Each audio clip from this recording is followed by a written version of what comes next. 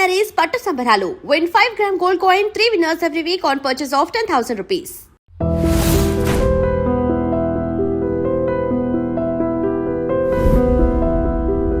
ప్రపంచంలో అందరికంటే ఐశ్వర్యవంతులు మీరే అని నా అభిప్రాయం. ఇలా కొన్ని జరిగాయి కదా. ఆ 1000 కాల మంటపాన్ని తీసేశారు. నేను చెప్పాను 1000 కాల మంటపం రామానుజుల కాలానికి ముందుది. వీటిని మీరు ఎలా జీర్ణం చేసుకుంటున్నారు? మీ స్పందన ఏంటి దీని పట్ల? పాలకుల పేరు చెప్పి చేసే అక్రమాలు, అరాచకాలు, అపవిత్రమైన కార్యాలు, అపచారాలు ఇవి ప్రతిరోజు దేవాలయంలో జరుగుతూ ఉంటాయి.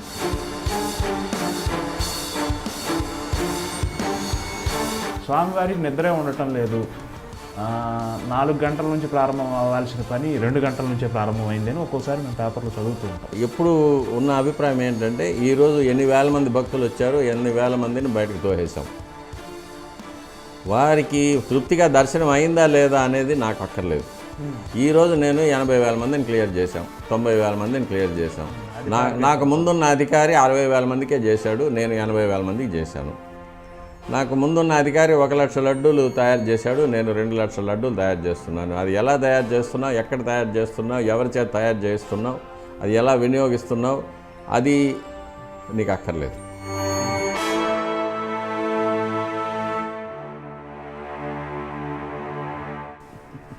కొత్త బైబిల్ రాస్తున్నారు.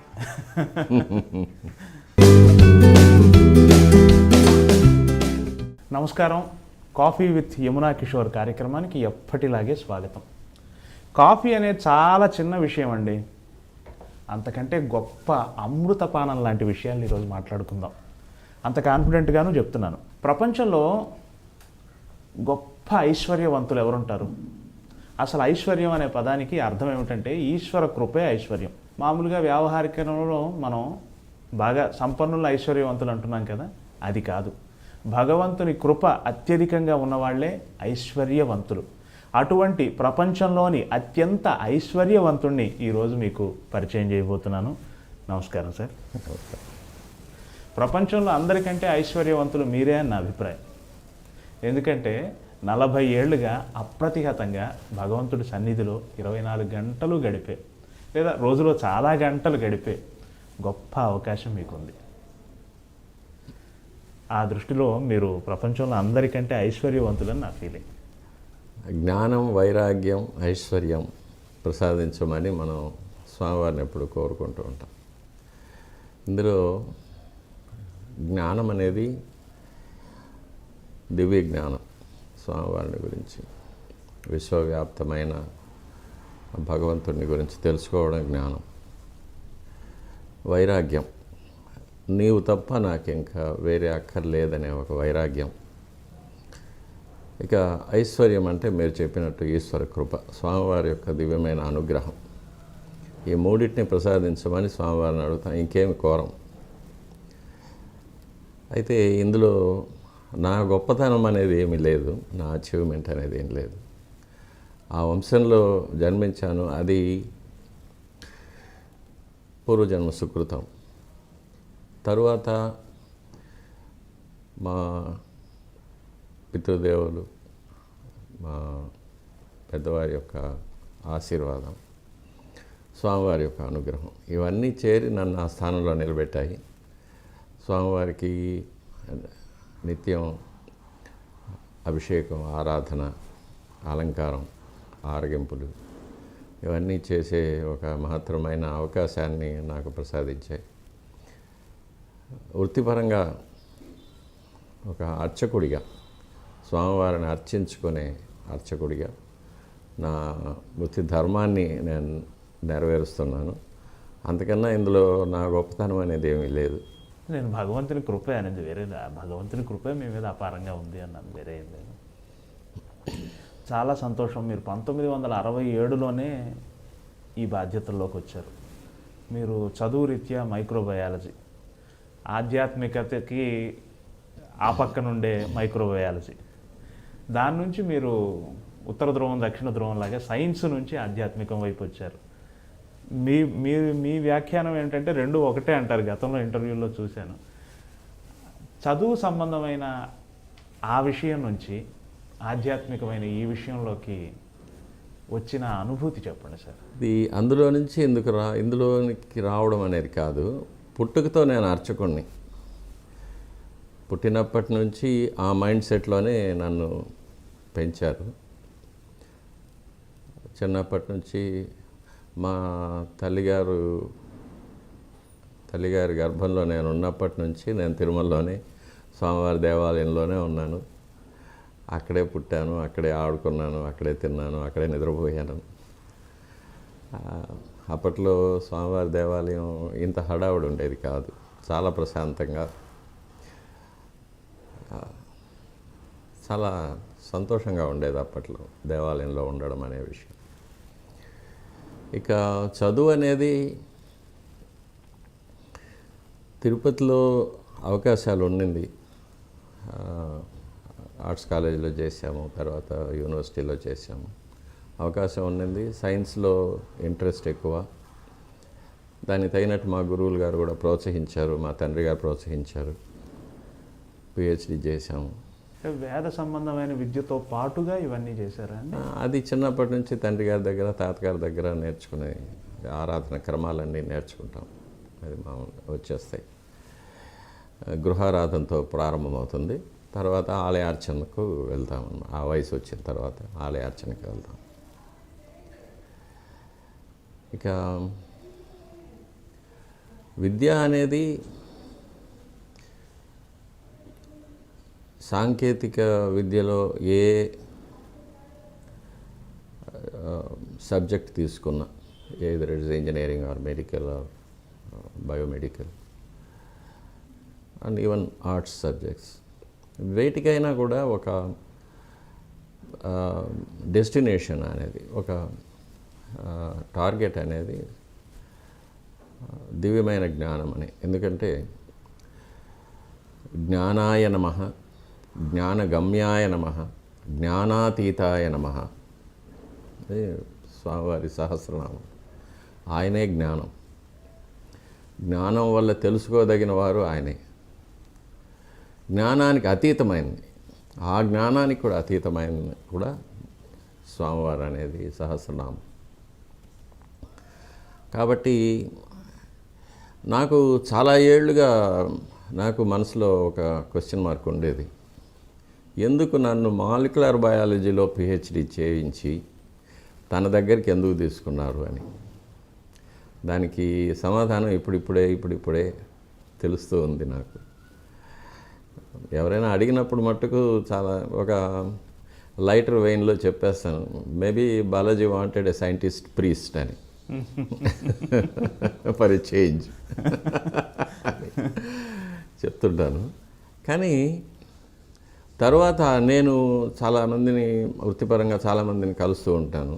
అంటే ఒక్కొక్క సబ్జెక్ట్లోనూ ఎక్స్ట్రీమ్కి వెళ్ళిన వాళ్ళని, ఏదో maybe scientist or medical doctor or economist, politicians, judges, వీళ్ళందరినీ కలుస్తుంటాను. వీళ్ళందరిలోనూ నేను చూసిన ఒకే ఒక కామన్ ట్రైట్ ఏంటంటే, అంతా భగవంతుడి దయ నేను చేస్తున్నాను, నాదేమీ లేదు, నేను నిమిత్త మాత్రుణ్ణి అనే ఒక స్థితికి వచ్చేస్తారు వాళ్ళు, ఒక ఎక్స్ట్రీమ్కి వెళ్ళినప్పుడు. అది చూశాను. ఇక హిస్టరీలోకి వెళ్తే, take the greatest inventors, Isaac Newton, Leonardo da Vinci, Michael Faraday, Albert Einstein, వీళ్ళందరూ కూడా they agree on a single common point. మనకన్నా మానవాతీతమైన ఒక శక్తి మనల్ని నడిపిస్తూ ఉంది. ఏది జరుగుతున్నా అది ఒక ప్రీడెస్టైన్డ్ సిచ్యువేషన్. కాబట్టి దేని మీద మన మానవ శక్తి ఏమి చేయలేదు అనే దాని మీద వీళ్ళందరికీ కూడా ఒక కామన్ ఉంది అభిప్రాయం, చూసాము అది. కాబట్టి ఆ స్థితికి నన్ను స్వామివారు చాలా త్వరగానే తీసుకొచ్చేసారు. మేబీ నేను పూర్వజన్మలో చేసిన సాధనలో కానీ, లేక పెద్దవారి అనుగ్రహంలో కానీ, లేక స్వామివారు నాకు ఈ జన్మలో నాకు ఇచ్చిన కర్తవ్యాలను నెరవేర్చడం కోసం కానీ స్వామివారు నన్ను ఆ స్థితికి తీసుకొచ్చారని అనుకుంటాను. ఇకపోతే సైన్స్ అనేది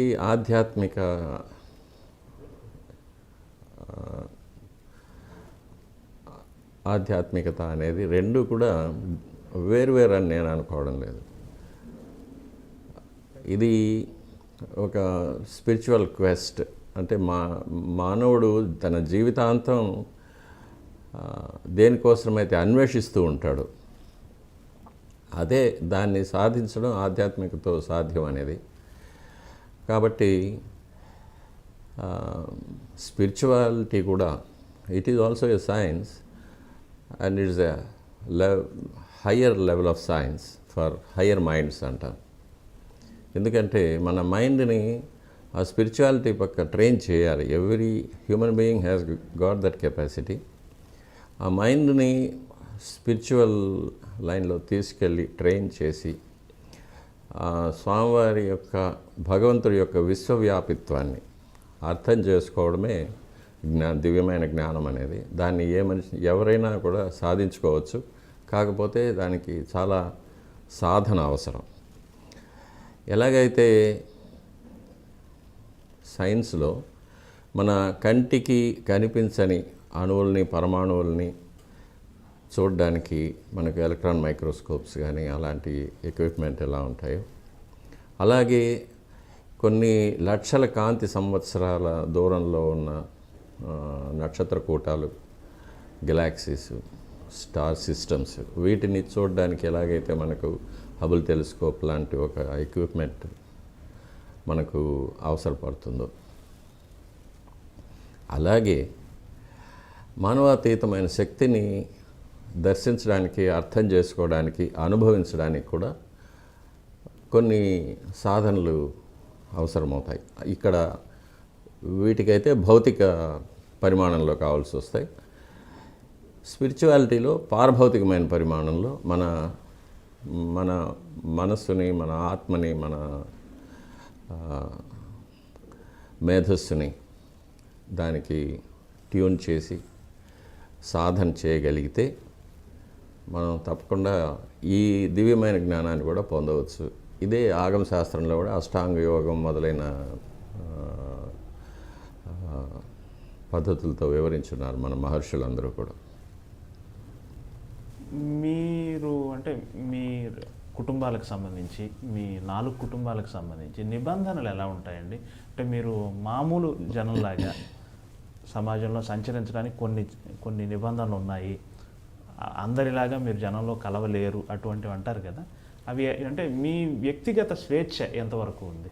అది ఏమి అటువంటి నిబంధనలు అంటూ మరి ఏముండవు. కాకపోతే అర్చక కుటుంబాల్లో చిన్నప్పటి నుంచి కూడా మేము పెరిగిన విధానం కొన్ని ఉంటుంది. ఎందుకంటే మా వేషం,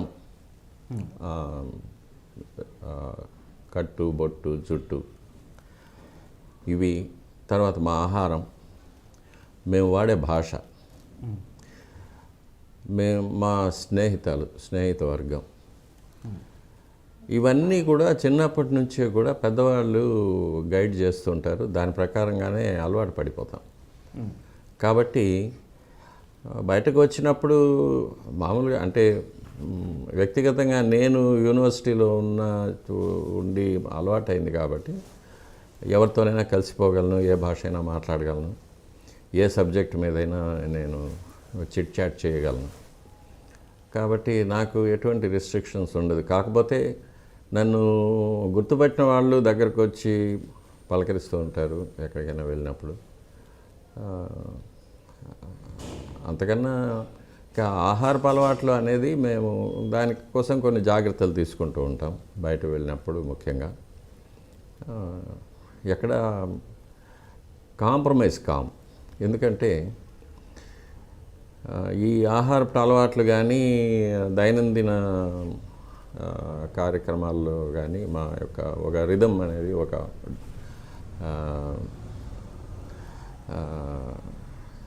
ప్రోగ్రామ్స్ అనేది వృత్తిపరంగానే డిసైడ్ అయి ఉంటాయి. కాబట్టి దాని ప్రకారమే గుళ్ళో ఉన్నా కానీ బయట ఉన్నా కానీ దాని ప్రకారమే వేకువజామున లేవడం, ఆరాధన, అది అనుష్ఠానం చేసుకోవడం, ఇవన్నీ కూడా ఉంటాయి. అలవాటు పడ్డది కాబట్టి దానిలో పెద్ద ప్రాబ్లం ఏమి ఉండదు. నిరంతరం స్వామివారి దగ్గరే ఉంటూ వారికి నిరంతరం సేవ చేస్తూ ఉంటారు కదండి. సమాజంలో జరిగే మార్పులు, సమాజంలో జరిగే ఇవన్నీ కూడా మీ చెవిన పడుతూ ఉంటాయి. మీరు అంటే మీ ఆవేదనని లేదా సమాజం తాలూకు ఆవేదనని స్వామివారితో ఖచ్చితంగా విన్నవించుకుంటూనే ఉంటారు. ప్లస్ స్వామివారిలో క్షణక్షణానికి వచ్చే ఆ మార్పులు, ఆ స్పందనలు అవి మామూలు మా బోటి వాళ్ళని గుర్తించడం, కానీ మీ బోటి వాళ్ళు మీకు అర్థమవుతుంది. స్వామివారు నవ్వారు, కోప్పడ్డారు, ఇట్లాంటి సూక్ష్మమైన ఫీలింగ్స్ మీకు అర్థమవుతుంది. అది దేవాలయంలో కులశేఖరపడి అని ఒక థ్రెషోల్డ్ ఉంటుంది. అంటే అది ఆ మెట్టు దాటి ఎవరు లోపలికి రాకూడదు, అర్చకులు తప్ప. నాకు సంబంధించినంత వరకు కులశేఖరపడికి బయట ఉన్నది భౌతికమైన ప్రపంచం, కులశేఖరపడి లోపల ఉన్నది ఒక మానవాతీతమైన ఒక పరిమాణంలో ఉంటుంది. అక్కడి నుంచి బయట ప్రపంచాన్ని చూసినప్పుడు మనకు అది పారదర్శకం అయిపోతుంది. వచ్చిన ప్రతి మనిషి ట్రాన్స్పరెంట్ అయిపోతాడు అక్కడ మా దృష్టికి. బయట ప్రపంచంలో జరిగే పరిణామాలు వీటన్నిటినీ కూడా అక్కడ చూస్తూ ఉంటాం.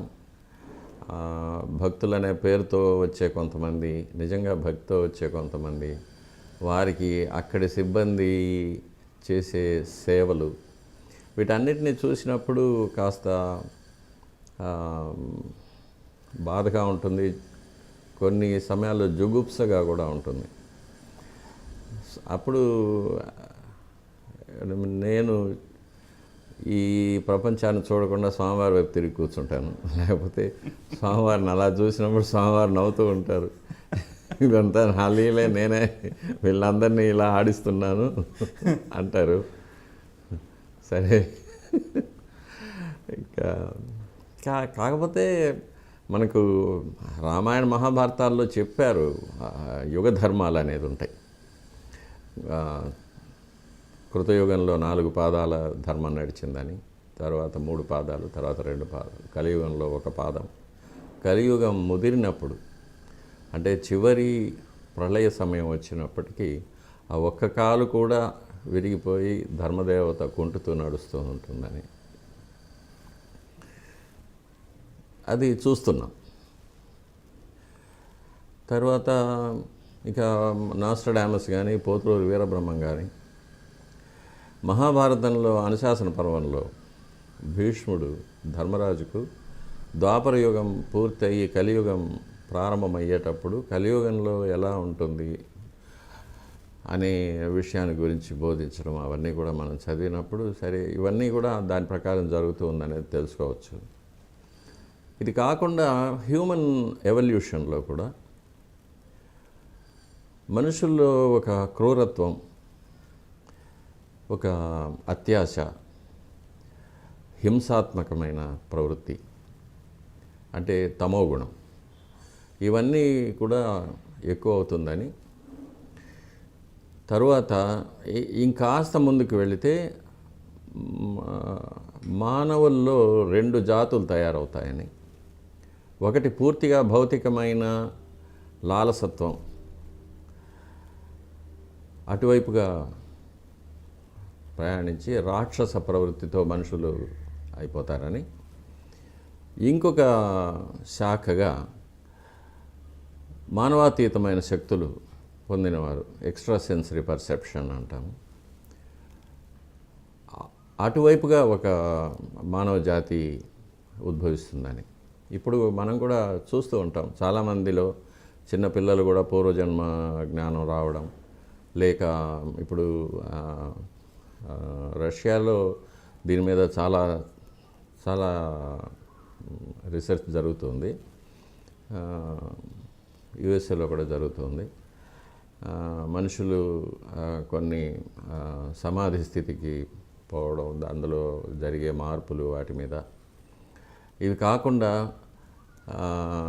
అష్టసిద్ధులు, అణిమ, గరిమ, లఘిమ అలాంటివి, దూరశ్రవణం, దూరదృష్టి, తర్వాత భవిష్యత్తులోకి వెళ్ళడము, it's called out of the body experiences అంటాము.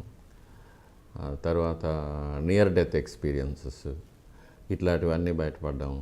ఇవన్నీ కూడా ఆ దిశగా మనకు కనిపిస్తున్న ఎవిడెన్సెస్ ఇవి. కాబట్టి ఇవన్నీ మనం చూస్తూ ఉంటాము. ఇదే కాకుండా దేవాలయంలో అప్పుడప్పుడు కొంతమంది మహాయోగులు, సిద్ధులు, మహర్షులు కొన్ని పుణ్యదినాల్లో వస్తూ ఉంటారు. వారు కూడా వచ్చి స్వామివారిని దర్శించుకుంటారు. స్వామివారి నుంచి కొంత దివ్యమైన శక్తిని స్వీకరించి వెళ్ళిపోతూ ఉంటారు. వారు మామూలుగా ఎవరితో మాట్లాడరు, ఎవరిని చూడరు, ఎవరిని స్పర్శ చేసుకోరు. కానీ వారు వచ్చినప్పుడు దేవాలయం అంతా కూడా పూర్తిగా ఒక వైబ్రేషన్ ఉంటుంది.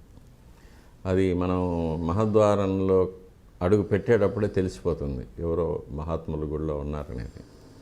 అటువంటి వారు కూడా వస్తూ ఉంటారు, పోతుంటారు. అది మీరు అనుభూతి చెందగలరు, మీరు ప్రత్యక్ష సాక్షులు కాబట్టి. అది ఒక వేవ్ లెంత్ అంతే. ఆ వేవ్ లెంత్కి మనం వెళ్తే మనం వీ కెన్ ఫీల్ దెమ్.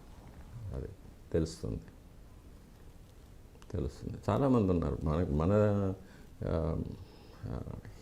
హిందువులు, మహమ్మదీయులు అనేది కాకుండా ఇది ఈ దేహానికి ఉన్న మతము, కులము అవన్నీ, ఆత్మకు మతం, కులం అవన్నీ ఏమీ లేవు. చాలామంది పాశ్చాత్యులు కూడా వచ్చినప్పుడు అటువంటిది ఉంది. వాళ్ళు చూసే విధం, వాళ్ళు స్వామివారి దగ్గర ఆ శక్తిని గ్రహించే విధం, ఇవన్నీ కూడా మనం చూస్తూ ఉంటాం గుళ్ళో కామన్. మీరు మీ జీవితాన్ని స్వామికే అర్పించేశారు దాదాపుగా. ఇప్పుడు ఈ క్షణం మనం హైదరాబాద్ అనే నగరంలో ఉన్నాము. మీరు స్వామివారిని విడిచున్నారు. మేబీ మీరు స్వామివారిని విడిచి 24 గంటలు అవ్వచ్చు, లేదా 48 గంటలు అవ్వచ్చు. మ్యాక్సిమం స్వామివారిని విడిచి ఎన్ని గంటలు ఉండగలరు మీరు? అది స్వామివారి అనుమతితోనే. స్వామివారు ఎంత అనుమతిస్తే అంతే. ఓకే. అలా ఎన్ని రోజులు అనుమతించారు మీకు? మ్యాక్సిమం ఎన్ని రోజులు అనుమతించారు? మ్యాక్సిమం 7-8 రోజుల కన్నా ఉండదు. అందులో కొన్ని కండిషన్స్ కూడా పెడతారు ఆయన. చాలా వ్యక్తిగతమైన విషయాలు. కానీ వచ్చేటప్పుడు స్వామివారి దగ్గర అనుమతి తీసుకొని వస్తాను. వెళ్ళే పని త్వరగా పూర్తి చేసి మళ్ళీ నీ దగ్గరికి తీసుకో అని ప్రార్థన చేసి వస్తాను. వెళ్ళరా అంటారు. బంగారు వాకిల వరకు వచ్చి వెనక్కి తిరిగి చూసినప్పుడు కాస్త శోకంగా కనిపిస్తారు. వెళ్తున్నావా అంటారు. త్వరగా వచ్చేస్తానని చెప్పి వస్తాను. మళ్ళీ తిరిగి వెళ్ళినప్పుడు మళ్ళీ ఇంటికి వెళ్ళి స్నానం చేసి స్వామివారి దర్శనానికి వెళ్తూనే అప్పుడు చాలా సంతోషంగా అనిపిస్తారు. వచ్చేసావా, వెరీ గుడ్ అంటారు. అది ఇట్లా, ఇది maybe it's my own imagination, or maybe it's reflection of my own thoughts. But అది ప్రతిసారి నేను అనుభవిస్తూ ఉంటాను. ఇది వీడ్కోలు కానీ స్వాగతం కానీ స్వామివారి దగ్గర నుంచి చూస్తూ ఉంటాను. కాకపోతే బయటకు నేను వెళ్ళే కొన్ని అనుమతులు ఇవ్వరు. ఇక్కడికి వెళ్తున్నాను అంటే ఇవ్వరు, వద్దంటారు. కొన్ని విషయాలకు వెళ్ళరమ్మంటారు, సంతోషంగా వెళ్ళరా అంటారు, వెళ్ళి త్వరగా వచ్చేసే అంటారు. కొన్ని చోట్లకి వద్దంటారు. వ్యక్తిగత కష్టాలు, కుటుంబ కష్టాలు కూడా స్వామివారికే విన్నవించుకుంటారు కదా. స్వామి నువ్వే దిక్కు అన్నట్టు మామూలు వాళ్ళే అనుకుంటున్నామంటే ఇంక మీకు అది సహజం కదా. వృత్తి జీవితంలో కూడా కొన్నిసార్లు మీ మీద విమర్శలు వస్తూ ఉంటాయి. వాటిలో పోను కానీ అలా వచ్చిన సందర్భాల్లో కూడా మీరు స్వామికే విన్నవించుకున్నారా? ఏమి స్వామి? ఏం విన్నవించుకోను, వదిలేస్తా. ఉదాహరణకి నేను చెప్తాను, ఈ వ్యవస్థను రద్దు చేయాలని పాలకులు నిర్ణయం తీసుకున్నప్పుడు అటువంటి సందర్భాల్లో ఎందుకు స్వామి ఇంత కష్టం ఇచ్చావు అని స్వామిని అడగలేదా? అక్కడ అది కూడా మేము ఏం తప్పు చేశాము, ఎందుకు ఇలా జరిగింది అనేది అడుగుతాను. అడుగుతాను. కానీ ఎప్పుడు అన్యాయం చేయలేదు స్వామి. ఓకే. మనకి ఒక ప్రావర్బ్ ఉంది కదా, ఒక తలుపు మూసుకుంటే ఇంకో తలుపు తెరుచుకుంటున్నాను. ఆ విధంగా చూస్తే స్వామివారు ఒక తలుపు మూస్తే 2 తలుపులు తెరిచారు. అందులో ఏ సందేహమేం లేదు. నా పర్సనల్ ఎక్స్పీరియన్స్ అది. స్వామివారి పాదాలను ముట్టుకున్న అర్చకుడు ఎవ్వడు కూడా నష్టపోడు, బాధపడ్డారు, క్షేమంగా ఉంటారు. అష్యూరెన్స్. స్వామివారిని నమ్మాలి, అదొక్కటే అండర్లైన్. స్వామివారిని నమ్మాలి, స్వామివారు నన్ను కాపాడతారు, నాకు స్వామివారు ఉన్నారు అనేది ఒక్క నమ్మకం ఉంటే చాలు. ఏమి కారణం అండి? ఎందుకు ఈ వ్యవస్థను రద్దు చేయాలనుకున్నారు పాలకులు? మీకేమైనా అది చక్కగా జరుగుతున్న వ్యవస్థలో కొన్ని వాళ్ళు చెప్పిన కారణాలు కొన్ని నిజం. అలాగా వాళ్ళు చెప్పిన కారణాలు, భౌతికమైన కారణాలు నిజం. కానీ పారభౌతికమైన కారణాలు అంటే వాళ్ళకి తెలియకుండా వాళ్ళు చేసింది, వాళ్ళకి కూడా తెలియదు ఆ కారణాలు ఉన్నాయని, అవి కూడా కొన్ని నిజం. కొన్ని స్వయంకృతాలు కొన్ని. కానీ ఈ ప్రక్రియలో స్వామివారు వడికట్టారు.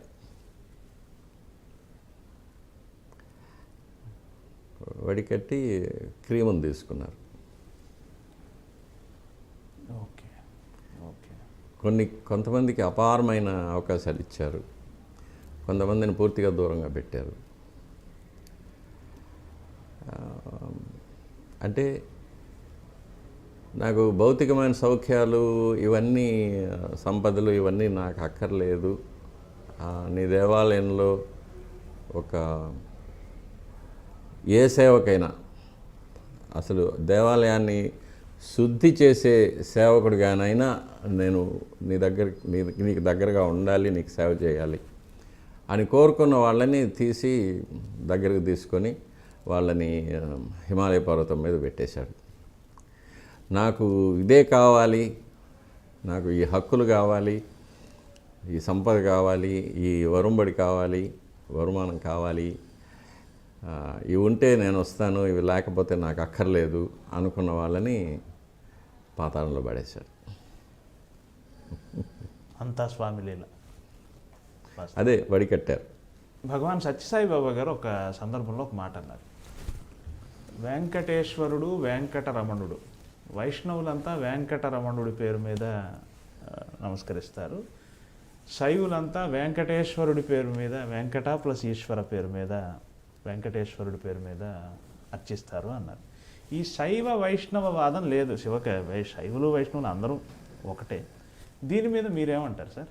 ఇది మీ శైవ పూజా విధానం, వైష్ణవ పూజా విధానం, వెంకటేశ్వరుడికి సంబంధించి ఏమైనా తెర ఏమైనా ఉందా? ఇది ఎట్లుంటుందంటే, ఇప్పుడు తిరుమల ఉంది. తిరుమలకు ప్రాచీనమైన వాంగ్మయంలో త్రిపథ అని పేరు. త్రిపథ అంటే మూడు మార్గాల్లో పొందగలిగింది అని. ఇప్పుడు భౌతికంగా తీసుకుంటే కర్ణాటక నుంచి వచ్చేవాళ్ళు ముళబాగలు, పలమనేరు, కోలారు అటువైపుగా వచ్చి శ్రీవారిమెట్టు ద్వారా పైకి వస్తారు. ఓకే. తమిళనాడు, కాంచీవరం ఇటువైపు నుంచి, చెన్నై నుంచి వచ్చే వాళ్ళందరూ కూడా ఆలిపిరి ద్వారా పైకి వస్తారు. కడప, రాజంపేట, కర్నూలు అటువైపు ఉండే వాళ్ళంతా అన్నమయ్య మార్గంలో తిరుపతికి వస్తారు. ఇది త్రిపథ. ఇప్పటి పరిస్థితుల్లో ఆధ్యాత్మిక ఇందులో మానవ జన్మ పొందిన వాళ్ళు, వీళ్ళలో ముక్తులు అనేవారు ఉంటారు. ముక్తులు అంటే జన్మ పునర్జన్మ వలయం నుంచి బయటపడిన వాళ్ళు ముక్తులు. శ్వేతద్వీప వసన్ ముక్త పూజితాంఘ్రి యుగాయ శ్రీ వెంకటేశాయ నమః అని. శ్వేతద్వీపం అనే ఒక రహస్యమైన ప్రదేశంలో ఈ ముక్తులు ఉంటారు. అది ఈ భూమిలోనే మానవుల దృష్టి పడకుండా ఉన్న ఒక అతిపెద్ద ఒక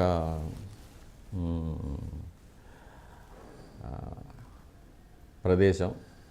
ఇది 5 ఖండాల కింద వ్యాపించి ఉంటుంది. దీనికి సముద్రాల కింద కూడా ఉంది. వీటికి మధ్య రహదారులు ఉన్నాయి. అక్కడ ఈ శ్వేతద్వీపం, దీన్ని శంబల అంటారు, అగార్తి అంటారు, ఉతోపియా అంటారు, లేక అట్లాంటిస్ అంటారు. ఈ ముక్తులందరూ కూడా స్వామివారిని దర్శించుకొని శక్తి పొందుతూ ఉంటారు. అప్పుడప్పుడు పుణ్యదినాల్లో వీళ్ళల్లో యోగులు ఉంటారు, సిద్ధపురుషులు ఉంటారు, మహర్షులు ఉంటారు, బ్రహ్మర్షులు ఉంటారు, దేవతలు కూడా ఉంటారు. వీళ్ళకి ఆ శ్వేతద్వీపం నుంచి మన మానవ లోకానికి రావడానికి కొన్ని ద్వారాలు ఉన్నాయి అక్కడక్కడ. తిరుమలలో ఒకటి ఉంది, అరణ్యంలో ఉంది ఒక గుహాముఖం. ఆ గుహాముఖం నుంచి వాళ్ళు భౌతికమైన దేహాలతో వచ్చేటట్టుంటే అట్లా వస్తారు. లేకపోతే ఇంకా సూక్ష్మ శరీరాల్లో వచ్చే వాళ్ళకి ద్వారాలు అక్కర్లేదు, ఎప్పుడైనా వస్తారు. భౌతికమైన దేహాల్లో వచ్చేవాళ్ళు వస్తుంటారు. వాళ్ళు వచ్చి స్వామివారిని దర్శించుకుంటుంటారు. ఇది కాక ప్రతిరోజు ఉదయం సుప్రభాతంతో మొదలుకొని ఏకాంత సేవతో స్వామివారికి మానవ సహజమైన అర్చకులు చేసే కైంకర్యాల తర్వాత, తలుపులు వేసిన తర్వాత చతుర్ముఖ బ్రహ్మ మిగిలిన ఇంద్రాది దేవతలతో పాటు లోపలికి వచ్చి స్వామివారికి ఆరాధన చేస్తారు. దాన్ని బ్రహ్మారాధన అంటారు. ఆ బ్రహ్మారాధనకు తయారుగా మేము తీర్థం అవి అన్నీ పెట్టేసి తలుపులు వేసుకొని వచ్చేస్తాం. మేము వచ్చిన తర్వాత వాళ్ళు వెళ్తారు. బ్రహ్మారాధన జరిగిన తర్వాత ఉదయం సుప్రభాతంలో బ్రహ్మ ఆరాధన చేసిన తీర్థం భక్తులకు ఇస్తాం. బ్రహ్మారాధన తీర్థం అని పేరు దానికి. స్వామివారికి విశ్వరూప దర్శనం అని పేరు సుప్రభాతంలో. సుప్రభాతంలో కౌసల్య సుప్రజారామ అని మేము తలుపులు, బంగారు వాకిలి తలుపులు తీసి అర్చకులు లోపలికి వెళ్ళేటప్పుడు వాళ్ళు దేవతలు మనల్ని భుజాలను ఒరుసుకుంటూ బయటికి వెళ్తారనేది ఆగమ శాస్త్రంలో చెప్పబడింది. దానికి తగినట్టే దేవాలయంలో పూర్తిగా పాజిటివ్ ఎనర్జీ ఉంటుంది ఆ టైంలో, బ్రహ్మముహూర్తం వరకు. ఇట్లా మానవులు, శ్వేతద్వీపవాసులు, దేవలోకం నుంచి దేవతలు, వీళ్ళందరూ కూడా మూడు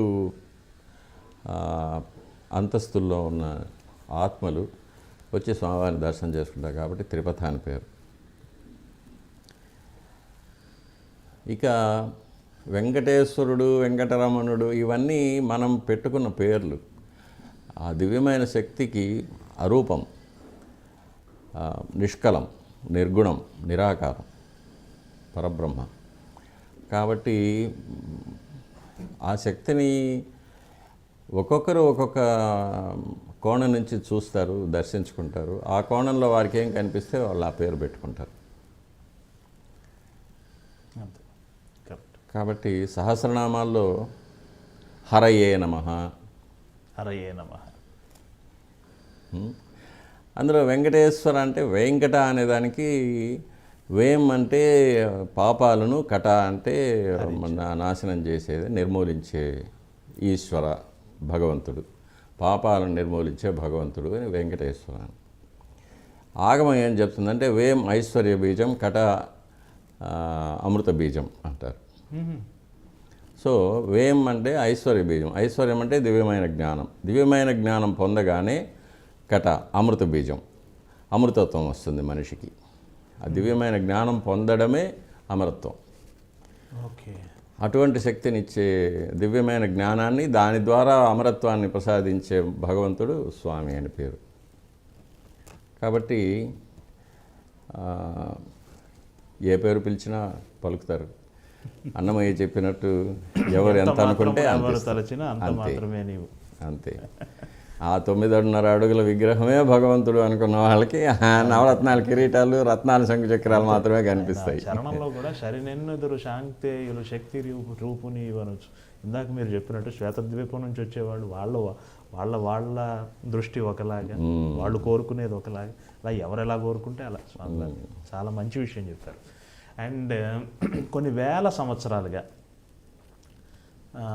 స్వామివారి పూజాధికాలు ఇలాగే ఉండాలి అని చాలా దృఢంగా చెప్పబడింది. అవును, ఇప్పటికి కూడా దాన్నే దాదాపుగా పాటిస్తున్నారు. స్వల్ప మార్పులకు ఏమైనా లోనైందేమో తెలియదు, పాటిస్తున్నారు. కొద్దిగా పాలకులు మారినప్పుడు పూజాధికాల్లో లేదా పూజా క్రమంలో ఏదో కొద్దిగా మార్పులు అలా ప్రయత్నాలు జరుగుతూ ఉంటాయి కదా. మీరు ఆ వ్యవస్థను కాపాడటానికి ఇంకా అలాగే ఉండాలి అని మీ బోటి వాళ్ళు అలాగే పట్టుకున్నారు. ఈ ఘర్షణ ఏమన్నా ఉందా? ఘర్షణ నిత్యం జరుగుతూనే ఉంటుంది. కృతయుగంలో మత్స్యకూర్మ వరాహ నారసింహాది అవతారాలన్నిటిలోనూ కూడా ఒక రాక్షసుడు ఉంటాడు కదా. ఆ రాక్షసుని సంహరించడానికే భగవంతుడు వస్తాడు. మొన్నటి వరకు కృష్ణ పరమాత్మగా వచ్చి స్వామి ఎంతోమంది దుర్మార్గులను నిర్మూలించాడు. కలిపురుషుడైన దుర్యోధనుని కూడా నాశనం చేశాడు. అట్లాగే అప్పుడు చనిపోయిన రాక్షసులంతా మళ్ళీ ప్రతి అవతారంలో వస్తున్నారు, ప్రతి యుగంలో వస్తున్నారు. అట్లాగే ఇప్పుడు కూడా ఆ రాక్షసులు వస్తున్నారు, చేస్తున్నారు.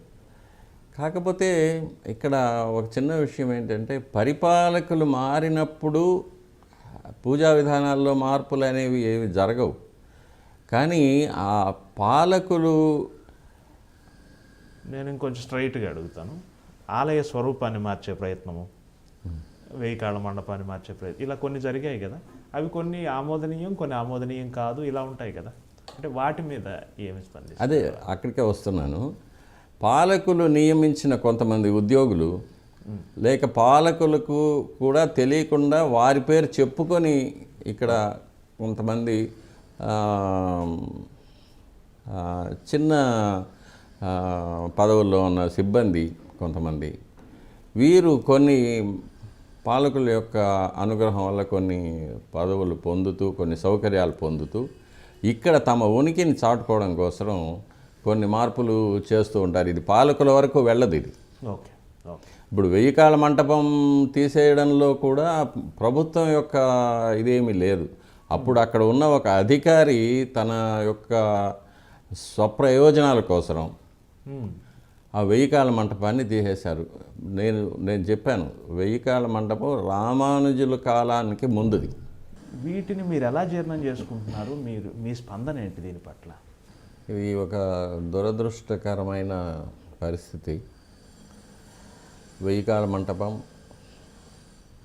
ఒకవేళ స్వామివారి యొక్క ఆరాధన క్రమాల్లో దానికి అంత ప్రాధాన్యత లేకపోయినా కూడా ఒక ప్రాచీనమైన కట్టడంగా అతి సుందరమైన శిల్పాలతో అలంకరించబడి సుమారు 9వ శతాబ్దంలో నిర్మించబడిన మహత్తరమైన కట్టడం అది. అప్పట్లో దట్టమైన అరణ్యం ఉండడం వల్ల 365 రోజులు వర్షం పడడం వల్ల వచ్చిన భక్తులకు ఒక వసతి కల్పించడం కోసం, వన్యమృగాల నుంచి రక్షణ కల్పించడం కోసం వారు వంట చేసుకొని అక్కడే పుష్కరంలో స్నానాలు చేసి స్వామివారిని దర్శనం చేసుకున్న తర్వాత స్వామివారి ప్రసాదం స్వీకరించడం, రాత్రి బస చేయడం మొదలైన ఉపయోగాల కోసం అది ఎక్కువగా వాడబడుతూ ఉండేది 1000 కాళ్ళ మంటపం. తర్వాత సామూహిక వివాహాలు జరపడానికి మొదలైన వాటికి కూడా పుణ్యకార్యాలకు అది మనం వాడుకుంటూ ఉండేవాళ్ళం. అటువంటి ఒక ప్రాచీనమైన శిల్ప సంపద కలిగిన ఒక ఆర్కియలాజికల్ ట్రెజర్గా దాన్ని అలాగే ఉంచాలని నేను చాలా వరకు ప్రయత్నం చేశాను, అధికారులకు విన్నవించుకున్నాను. కానీ ఒక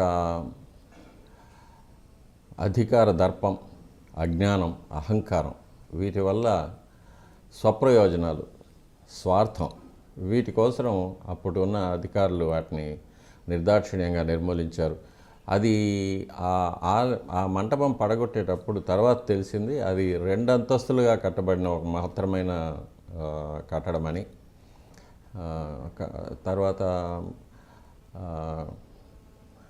ఎప్పుడో అది మట్టిలో ఒక అంతస్తు మట్టి లోపలికి పూడిపోయిందని తెలిసిన తర్వాత కూడా అటువంటి కట్టడాన్ని తీసి నిర్దాక్షిణ్యం కూల్చివేశారు.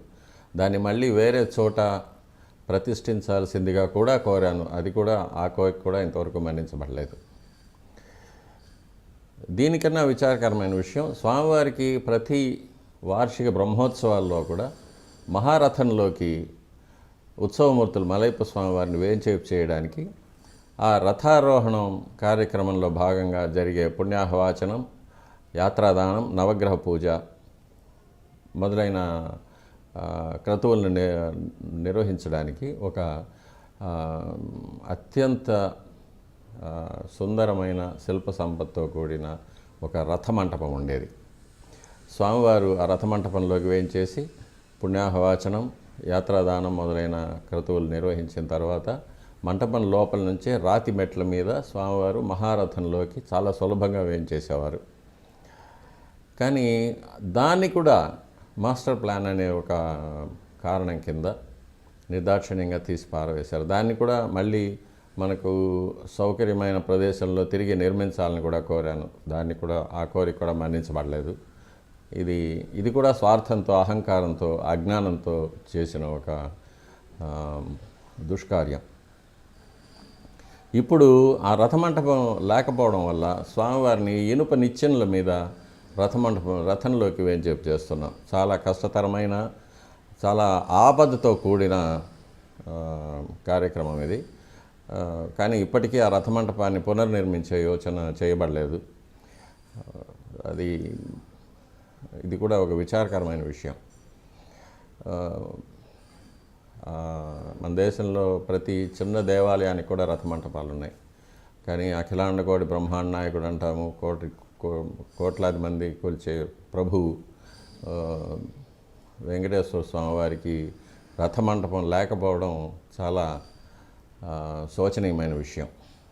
కాబట్టి ఇటువంటివన్నీ జరుగుతూ ఉంటాయి. కానీ ఇవి పాలకుల యొక్క దృష్టికి పోకుండా పాలకుల చేత నియమించబడిన కింది స్థాయి అధికారులు, వారి కింది స్థాయి ఉద్యోగులు, వారి విధేయులైన బంట్లు, వీళ్ళు పాలకుల పేరు చెప్పి చేసే అక్రమాలు, అరాచకాలు, అపవిత్రమైన కార్యాలు, అపచారాలు ఇవి ప్రతిరోజు దేవాలయంలో జరుగుతూ ఉంటాయి. స్వామివారికి ఆరాధనలు జరగనీయకుండా చేయడం, స్వామివారికి ఆరగింపులు జరగకుండా చేయడం, త్వరగా చేయమని చెప్పి అర్చకులను ఇబ్బంది పెట్టడం, లేక అకాలంలో స్వామివారిని మేలుకొల్పడం, నిద్రపుచ్చడం, ఆరగింపులు పెట్టడం, ఇటువంటివన్నీ కూడా కింది స్థాయి ఉద్యోగులు పాలకుల పేరు చెప్పి వారి ప్రాపకం కింద చేసే అక్రమాలు తిరుమల దేవాలయంలో ప్రత్యేకంగా చాలా జరుగుతూ ఉంటాయి. అది వారి అస్తిత్వాన్ని నిరూపించుకోవడానికి, వారు అక్కడ ఉన్నట్టుగా వారే అధికారులుగా చలామణి అవ్వడం కోసం స్వార్థంతో చేసే పనులు. ఇవి పాలకుల దృష్టి వరకు పోదు. కానీ పాలకుల పేరు మీద జరుగుతుంది కాబట్టి ఆగమ శాస్త్ర ప్రకారంగా ఈ అపచారాల వల్ల సంభవించే పాపాలన్నీ కూడా పాలకులు కూడా చెందుతాయనేది మనం ఇప్పుడు తెలుసుకోవాల్సిన విషయం. ఇది పాలకులు కూడా ఒక పని చేయాలంటే దాంట్లో నిపుణత్వం ఉండాలి. ఆపరేషన్ చేయాలంటే డాక్టర్ వృత్తి చదివినట్టు. ఇప్పుడు తిరుమల లాంటి ఒక క్లిష్టమైన, ఎన్నో ఆచార వ్యవహారాలతో కూడిన వ్యవహారాన్ని జడ్జి చేసే పెద్దలు ఆగమాన్ని తెలుసుకుని ఆగమాన్ని అవపోసన బట్టి ఉండాల్సిన అవసరం లేదా? అధికారులు కూడా అంటే ఇప్పుడు నేను ఇంకొంచెం స్ట్రైట్గా అడుగుతాను. స్వామివారికి నిద్రే ఉండటం లేదు, 4 గంటల నుంచి ప్రారంభం అవ్వాల్సిన పని 2 గంటల నుంచే ప్రారంభమైంది అని ఒక్కోసారి మేము పేపర్లో చదువుతూ ఉంటాం సామాన్య మనుషులుగా. ఇవన్నీ అసంబద్ధం, ఇవన్నీ జరగకూడదు అని మీ బోటి పెద్దలు కూడా అంటున్నారు. ఇవి నిర్దేశిస్తున్న వాళ్ళకి బహుశా ఈ ఆగమం పట్ల తెలియకపోవటం వల్లే కదా జరుగుతూ ఉండొచ్చు. దాని మీద ఏమంటారు? వీరికి అధికారులకు వారి విద్యార్జనలో భాగంగా వారికి ఎలాంటి బోధన చేస్తారంటే, మీరు పాలించడానికే పుట్టారు, మీరే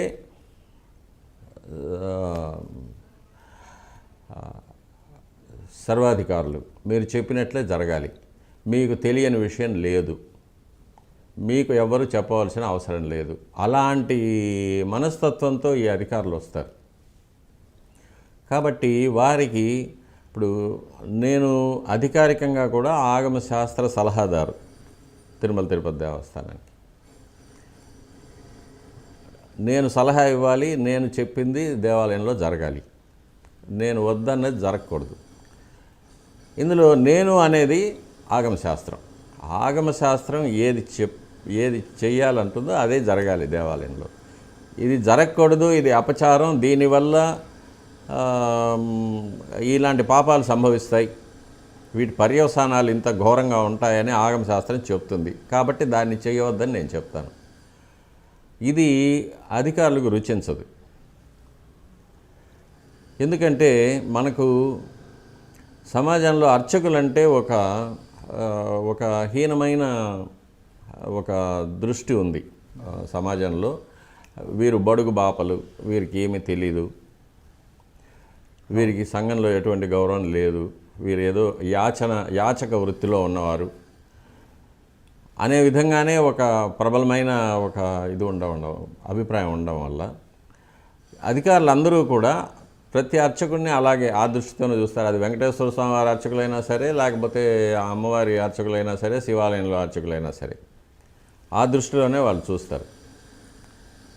కాబట్టి ఏ అధికారి కూడా ఒక వైఖానస ఆగమనంలో నిష్ణాతుడు చెంది అర్చకత్వంలో కొన్ని దశాబ్దాలుగా ఉండి అన్ని కైంకర్యాల విషయాలు, అందులో తిరుమల దేవాలయంలో కొన్ని ఆగమశాస్త్రమైన ప్రక్రియల్లో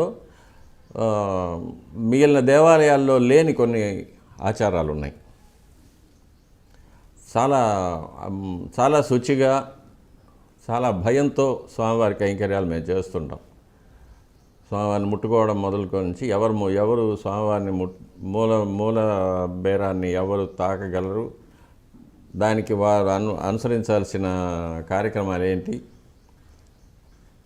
ఇవన్నీ కూడా పెద్దలు ఎలా పెట్టారో అలాగే ఈ రోజు వరకు కూడా చేస్తున్నాం. కాబట్టి ఇవన్నీ తెలిసిన ఒక ఆగమ సలహాదారు ఇచ్చే సలహాలను వీళ్ళు అధికారులు పాటించరు. వారికి ఎప్పుడు ఉన్న అభిప్రాయం ఏంటంటే, ఈరోజు ఎన్ని వేల మంది భక్తులు వచ్చారు, ఎన్ని వేల మందిని బయటకు తోసేసాం, వారికి తృప్తిగా దర్శనం అయిందా లేదా అనేది నాకు అక్కర్లేదు. ఈరోజు నేను 80,000 మందిని క్లియర్ చేశాం, 90,000 మందిని క్లియర్ చేశాం. నాకు ముందున్న అధికారి 60,000 మందికే చేశాడు, నేను 80,000 మందికి చేశాను. నాకు ముందున్న అధికారి 1,00,000 లడ్డూలు తయారు చేశాడు, నేను 2,00,000 లడ్డూలు తయారు చేస్తున్నాను. అది ఎలా తయారు చేస్తున్నావు, ఎక్కడ తయారు చేస్తున్నావు, ఎవరి చేత తయారు చేస్తున్నావు, అది ఎలా వినియోగిస్తున్నావు, అది నీకు అక్కర్లేదు. నాకు కావాల్సింది ఒక పబ్లిసిటీ, నన్ను గురించి నేనే శభాష్ అని చెప్పుకోవాలి. కాబట్టి 80,000 మంది కొండపైకి వచ్చారంటే 80,000 మందిని రాత్రి ఏకాంత సేవ లోపల వాళ్ళని గుడి లోపలికి తోసి గుడి నుంచి బయటకు నెట్టేయాలి. వారికి దర్శనం అయిందా లేదా నాకు అక్కర్లేదు, స్వామివారికి ఏకాంత సేవ సమయానికి జరిగిందా లేదా నాకు అక్కర్లేదు. ఈ 80,000 మంది పూర్తయిన తర్వాతే స్వామివారికి ఏకాంత సేవ జరగాలి. ఇలాంటి ప్రవృత్తితో వచ్చే అధికారుల వల్ల స్వామివారికి అపచారం జరుగుతుంది. అపచారం జరగడం వల్ల స్వామివారి యొక్క అనుగ్రహం పోతుంది. స్వామివారికి అనుగ్రహం లేకపోవడం వల్ల వచ్చిన భక్తులకు ఎటువంటి ప్రయోజనం కలగదు. దీనివల్ల మహాపాపాలు సంభవిస్తూ ఉంటాయి. స్వామివారి యొక్క ఆగ్రహం వల్ల ఎన్నో ఉత్పాతాలు సంభవిస్తూ ఉంటాయి. ముఖ్యంగా పాలకులకి యశోనాశనం, వంశనాశనం ఇవన్నీ జరుగుతాయనేది ఆగమశాస్త్రంలో చెప్పబడింది. ఇది ఎన్నోసార్లు నేను హెచ్చరిస్తూనే ఉంటాను. కానీ కలియుగ ధర్మం ఎవరు వినరు. తిరుమలకు సంబంధించి చాలా ప్రత్యేకమైన చట్టాలు ఉన్నాయి, చాలా ప్రత్యేకమైన రక్షణ ఉంది. బ్రిటిష్ పాలకులు, ఆ తర్వాత వచ్చిన పాలకులు చాలా పకడ్బందీగా పెట్టారని చెప్తారు కదా. ఇప్పటికీ మీరు కూడా ఒక ఇంటర్వ్యూలో అన్నారు, అప్పటి ఆర్కాడ్ జిల్లా కలెక్టర్ ఇచ్చిన ఉత్తర ప్రత్యుత్తరాలు లేదా ప్రశ్న సమాధానాలు ఇవన్నీ చాలా రెఫరెన్సులు ఉన్నాయి అంటారు కదా. ఇవన్నీ ఉండగా కూడా ఈ విధంగా జరుగుతున్నాయా? అవును, ఇప్పుడు దాన్ని సవాల్ జవాబు పట్టి అంటారు. ఆర్కాట్ కలెక్టర్ గారు చేశారు. ప్రతి ఉద్యోగిని కూడా పిలిచి 19వ శతాబ్దంలో జరిగింది, 1848 సంథింగ్. ప్రతి ఉద్యోగిని పిలిచి నీ పేరేంటి, నీ కుటుంబం పేరేంటి, ఎప్పటి నుంచి పనిచేస్తున్నావు, నీకు గుళ్ళో ఉన్న బాధ్యతలు ఏంటి, ఎన్ని గంటలకు వస్తున్నావు, ఏం చేస్తున్నావు, ఎప్పుడు వెళ్తున్నావు, నీకు గుళ్ళో నీకు ఇచ్చే వరుంబడి ఎలాంటిది, నీకు జీతం ఇస్తున్నారా లేక కైండ్ ఎమాల్మెంట్స్ లాగా ఇస్తున్నారా, ప్రసాదాలు ఇస్తున్నారా, ఇవన్నీ కూడా ఒక అర్చక, పాచక, పరిచారక సిబ్బంది ఎంతోమంది ఉన్నారు. పూలు కట్టేవాళ్ళు ఉన్నారు, ప్రసాదాలు తయారు చేసేవాళ్ళు ఉన్నారు, ఇల్లు గుడి చిమ్మేవాళ్ళు ఉన్నారు, ముగ్గులు వేసేవాళ్ళు ఉన్నారు, దీపాలు అంటించేవాళ్ళు ఉన్నారు, తర్వాత హుండీ తీసి పెట్టడము చేసేవాళ్ళు ఉన్నారు. వీళ్ళందరి ఉద్యోగాల గురించి కూడా ఆరా తీసి దాన్ని రికార్డ్ చేసి పెట్టున్నారు. సవాల్ జవాబు పట్టి అని పేరు దానికి. తరువాత అముల్నామా అని ఒకటి ఉంది, దేవాలయంలోనే రాస్తారు. అముల్నామా అంటే ప్రతిరోజు ఉదయం సుప్రభాతానికి ఎవరు వచ్చారు, అర్చకులు ఎవరు వచ్చారు, జియంగార్లు ఎవరు వచ్చారు, ఉద్యోగి ఎవరున్నారు, వచ్చి తలుపులు తీశారు, తలుపులు తీసిన తర్వాత ఆ సీక్వెన్స్, ఎవరు తలుపులు తీశారు, ఎవరు లోపలికి వెళ్ళారు, ఏం జరిగింది, తర్వాత సుప్రభాతం తర్వాత తోమాల సేవ జరిగింది, తోమాల సేవ తర్వాత కొలువు జరిగింది, కొలువులో ఇలా జరిగింది, ఈ అధికారులు వచ్చి పాల్గొన్నారు, తర్వాత సహస్రనామార్చన జరిగింది, నైవేద్యం జరిగింది, శాతమరు జరిగింది. ఇలా సీక్వెన్స్, ఎవరెవరు ఏమేం చేశారు, ఎప్పుడు చేశారు, ఎవరు ముందు చేశారు, ఎవరు వెనక్కి చేశారు, ఎవరికి ముందు తీర్థం ఇచ్చారు, ఎవరికి రెండవ తీర్థం ఇచ్చారు, ఎవరికి మూడవ తీర్థం ఇచ్చారు, ఆచార్య పురుషుల్లో ఈ సీక్వెన్సులు ఇవన్నీ కూడా అముల్నామా అని రాస్తారు. అది కూడా కొన్ని తరాలుగా రాస్తూ ఉన్నాం. ఏదైనా సందేహం ఉన్నప్పుడు అముల్నామాను చూస్తాం. ఏ బహుమానాలు, మర్యాదలు ఇటువంటివి పర్వదినాల్లో వాటిని గురించి సందేహాలు వచ్చినప్పుడు అవి చూస్తుంటాం. ఇప్పుడు ఒక విచిత్రమైన విషయం ఏమంటే, ఈ అముల్నామాలు, ఈ సవాల్ జవాబు పట్టీలు, వీటన్నిటినీ మించి ఇప్పుడు మళ్ళీ ఒక అముల్నామా అనేది, ఒక మాన్యువల్ అనేది ఇప్పుడు రాస్తున్నారు. ఇప్పుడు అధికారులు ఏం చేస్తున్నారంటే, వాళ్ళ అధికారాన్ని చూపించుకోవడానికి, వాళ్ళ అధికారాన్ని ఒక చట్టపరంగా చేసేయడానికి, గుళ్ళో ఈ అధికారికి ఇలా మర్యాదలు జరగాలి, ఆ అధికారికి అలా మర్యాదలు జరగాలి, వీరికి ఈ బహుమానం ఇవ్వాలి, వారికి ఆ బహుమానం, ఇలాంటివన్నీ చేర్చి కొత్తగా ఒక మాన్యువల్ ఇప్పుడు తయారు చేస్తున్నారు. కానీ ఆ తయారు చేసే అధికారమో అర్హతో లేని వాళ్ళు చేస్తున్నారు. ఆగమం వారికి ఇవ్వలేదు. నేను దాని గురించి అధికారుల దృష్టికి తీసుకెళ్ళాను. ఈ మాన్యువల్ తయారు చేయడానికి ప్రధానార్చకులైనా ఉండాలి, జియ్యంగారులు ఉండాలి, లేకపోతే ఆగమ సలహాదారులు ఉండాలి. ఇటువంటి వారు లేకుండా ఒక చిరుద్యోగి, ఒక నిరుద్యోగి ద్వారా ఒక మాన్యువల్ మీరు డిక్టేట్ చేసి రాయించడము, దాన్ని అఫీషియల్ చేయడం అనేది అక్రమం. ఇది అలా చేయకూడదు, వాళ్ళకి రాసే వాళ్ళకి ఆ అధికారం లేదు, దీన్ని మేము ఒప్పుకోమని చెప్పి కూడా అధికారుల దృష్టికి తీసుకెళ్ళాం. కానీ జరుగుతూ ఉంది అది. కొత్త బైబిల్ రాస్తున్నారు.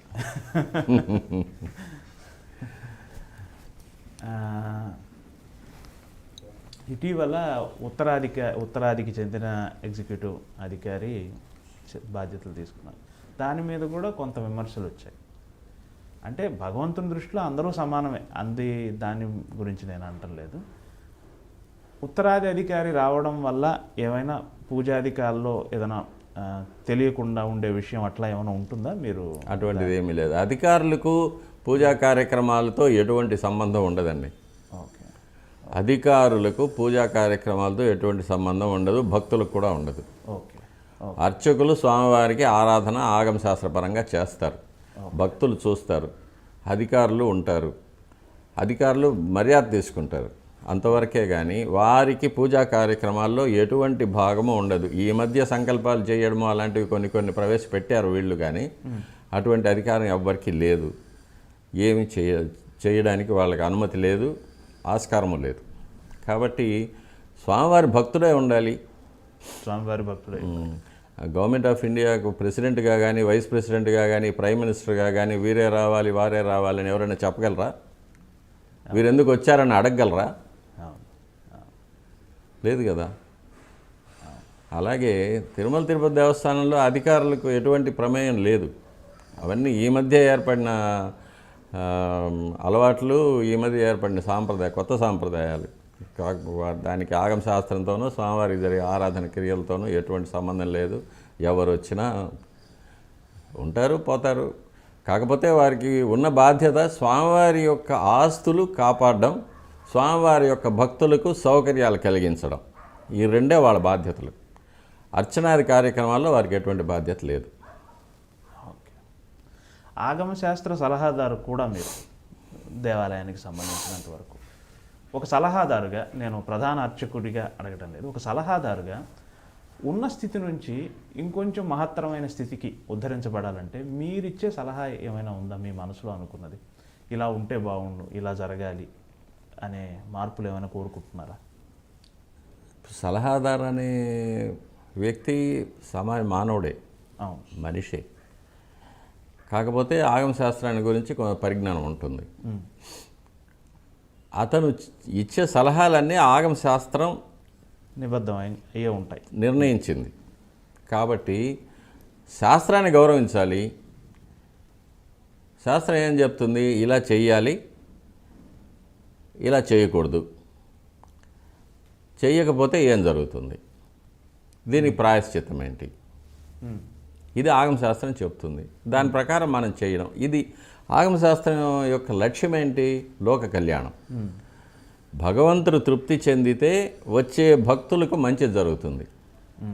రాష్ట్రం, దేశం, మానవ లోకమంతా సుభిక్షంగా ఉంటుంది. స్వామివారికి ఆగ్రహం వస్తే పాలకులు, రాష్ట్రము, దేశము, ప్రపంచం అంతా కూడా ఎన్నో మానవ నిర్మితాలైన ఉత్పాతాలకి, రోగాలు, యుద్ధం, వరదలు, ఇలాంటి వాటికి, లేక ప్రకృతి సిద్ధమైన ఉత్పాతాలు, భూకంపాలు, అగ్ని ప్రమాదాలు, ఉల్కలు, తోకచుక్కలు, ఇటువంటి వాటి వల్ల కానీ నాశనం జరుగుతుంది. కాబట్టి పాలకులు కానీ, సిబ్బంది కానీ దేశమంతా బాగుండాలి, మనము బాగుండాలి, మనతో పాటు అందరూ బాగుండాలి అనుకుంటే ఆగమ శాస్త్రాన్ని గౌరవించి ఆగమ శాస్త్రం చెప్పిన పద్ధతిగా నడుచుకుంటారు. లేక నేను మాత్రమే బాగుండాలి అని పాలకులు కానీ, సిబ్బంది కానీ, అధికారులు కానీ అనుకుంటే ఇటువంటి అపచారాలు జరుగుతూనే ఉంటాయి. కాబట్టి ఆగమ శాస్త్రంలో చెప్పిన విషయాల్ని మనం గమనించి దాని ప్రకారం మనం నడుచుకుంటే లోక కళ్యాణం జరుగుతుంది, అందరూ బాగుంటారు. సాధారణ ప్రజలు ప్రతిరోజు మిమ్మల్ని టీటీటీ ఛానల్లో చూస్తూ ఉంటారు. ఉదయాన్నే మీరు తెలుగు, తమిళ భాషల్లో మీరిచ్చే ప్రసంగం చాలా బాగుంటుంది. ఈ బహుభాషా కోవిదత్వం గురించి చెప్తారా సార్? మీరు మీ తమిళ ఉచ్చారణ కూడా అద్భుతంగా ఉంటుంది. అది అంటే మీకు నిబంధనల్లో అలా తెలుగు, తమిళం, కన్నడం, మలయాళం విధిగా నేర్చుకుని ఉండాలి అట్లా ఏమైనా ఉందా, లేకపోతే మీ వ్యక్తిగత ఆసక్తి? అటువంటి నిబంధనలు ఏం లేవు. అది వ్యక్తిగతంగా నాకు ఉన్న అవకాశం నేర్చుకోవడానికి తెలుగు, తమిళం, కన్నడం. మా తల్లిగారు కర్ణాటక నుంచి వచ్చారు కాబట్టి కన్నడం వచ్చు. మా ఇంట్లో మా పిన్ని గారు, మా భార్య అందరూ తమిళనాడు నుంచి వచ్చారు కాబట్టి తమిళం నేర్చుకోవాల్సి వచ్చింది. ఇక తమిళ భాష మీద ఒక అభిమానం, అందులో కన్నదాసన్ లాంటి వారు రాసే పాటల మీద, గీతాల మీద, కన్నదాసన్ యొక్క ఆధ్యాత్మిక పుస్తకం భగవద్గీత మీద ఇలాంటివన్నీ చదివేవాడిని, అనుభవించేవాడిని. కాబట్టి తమిళ్ నేర్చుకున్నాను. అది ఈ విధంగా ఇప్పుడు స్వామివారి అనుగ్రహం తమిళ భక్తులకి, కన్నడ భక్తులకి, తెలుగు భక్తులకి, ఇకపోతే ఎలాగూ యూనివర్సిటీలో చదివాను కాబట్టి ఆంగ్ల భాష మీద మంచి పట్టు ఉంది. అది ఇతర రాష్ట్రాల భక్తులకి ఇక్కడ స్వామివారికి జరిగే నిత్య కైంకర్యాలు, ఆరాధనలు, విశేషాలు, ఉత్సవాలు, ఆస్థానాలు మొదలైన వాటిని గురించి భక్తులకు తెలియపరచడానికి అది ఇప్పుడు స్వామివారి అనుగ్రహంలో ఉపయోగపడుతుంది.